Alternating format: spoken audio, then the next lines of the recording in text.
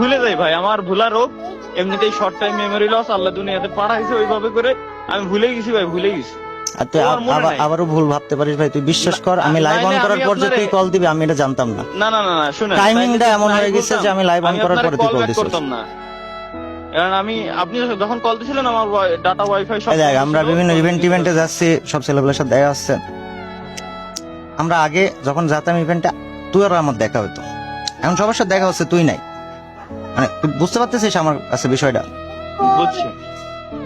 এর জন্য বিষয়টা আমার কাছে খারাপ লেগে, তোর সাথে এটা কি হচ্ছে, এত 2-3-4 বছর একসাথে আমরা স্ট্রাগল করলাম, মানে তো ঠিক আছে, তোর কাছে শুনেছি, আমি ক্লিয়ার হয়েছি মনে। তারপর আমি অনেস্টলি বলতেছি, আমি তো ছোট ভাই বাদে ভাই তাহলে আপনি কিছু হয়েছে, যা হয়েছে এগুলো একদম মানে মাথায় আনছি না, তুই আনিস না।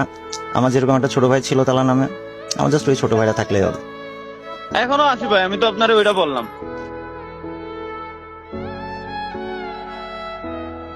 ঠিক আছে, আর কিছু শুনতে যাচ্ছে না। আর আবারও আমি সত্যি কথা বলতেছি ভাই, আমি যে স্ট্রিম অন করার পর তুই কল দিবি এটা আমি জানতাম না। বলতেছি ভাই, আল্লাহর কসম ভাই, আমি সত্যি কথা বলতেছি তোরা। বুঝছি। ঠিক আছে, আল্লাহ হাফেজ। হ্যাঁ? আল্লাহ হাফেজ।